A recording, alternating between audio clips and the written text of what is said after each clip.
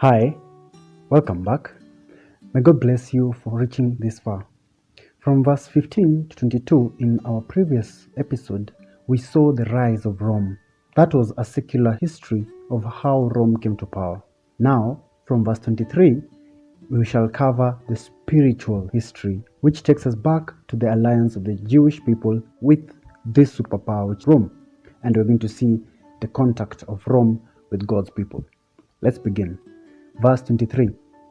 And after the league made with him, he shall work deceitfully, for he shall come up and shall become strong with the small people. The league here takes us back to 161 BC, when the Jews made an alliance with Rome. Jews had sought help from Rome against the Syrian powers, which led to this alliance. They were to help each other whenever need arises, according to a decree that the Roman Senate had written down.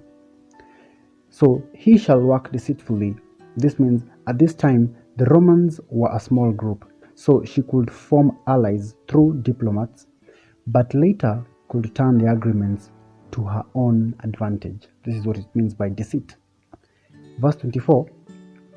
He shall enter peaceably, even upon the fattest places of the province, and he shall do that which his fathers have not done, nor his fathers' fathers. He shall scatter among them the prey, and spoil, and riches. He shall focus his devices against the strongholds, even for a time. Normally, nations would acquire wealth through wars and conquests, but Rome did otherwise. Peacefully and through treaties, she acquired them by showing kindness and leniency. Definitely, the time that is being referred to here is prophetic.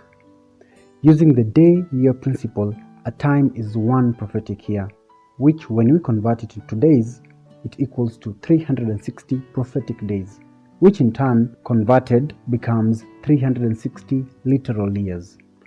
But from what time do we start counting? By verse 23 and 24, we are brought down this side of the league between the Jews and Romans in BC 161 to the time when Rome had acquired universal dominion. Verse 25 brings to view a vigorous campaign against the king of the south, Egypt, and the occurrence of a notable battle between great and mighty armies. But before we see the verse, let's build up the history just before it. Julius Caesar has died, and Augustus Caesar comes to power. Someone called Mark Antony becomes brother-in-law to Augustus by marrying the sister Octavia. Antony was sent into Egypt on government business, but he fell a victim to the arts and charms of Cleopatra, Egypt's dissolute queen.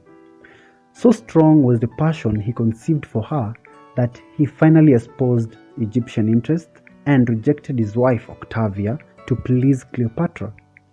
He bestowed province after province upon Cleopatra to gratify her avarice. He celebrated a triumph at Alexandria instead of Rome, and otherwise so affronted the Roman people. This led to the Battle of Actium in 31 BC. Now we can read verse 25. And he shall stir up his power and his courage against the king of the south with a great army. That first part means Augustus had no difficulty in leading them to engage heartily in a war against this enemy of their country. The war was ostensibly against Egypt and Cleopatra, but it was really against Antony, who had stood at the head of Egyptian affairs, and Augustus, who in turn was also bitter for the divorce that her sister got. The second part says, and the king of the south shall be stirred up to battle with a very great and mighty army. Here, Antony assembled his fleet at Samos. His fleet was 500 ships of war that carried 200,000 foot and 12,000 horse. He had many allies with him, including Cleopatra and her war entourage, which could threaten Augustus. The last bit of the verse says, but he shall not stand, for they shall focus devices against him. Augustus didn't show off his pomp. but he had a tactical, well-trained troops as opposed to Antony's. Antony had untrained and inexperienced mariners and was strongly advised by his most experienced generals not to attack by sea. But because of the intoxicating infatuation he had on Cleopatra, he despised that advice. When the tension of battle was at its peak, the winner was automatically declared when Cleopatra was frightened and fled with her marine troops. Antony was disoriented by such and he followed suit, and Augustus was automatically declared the winner.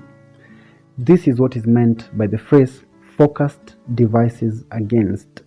It means to withdraw the power from.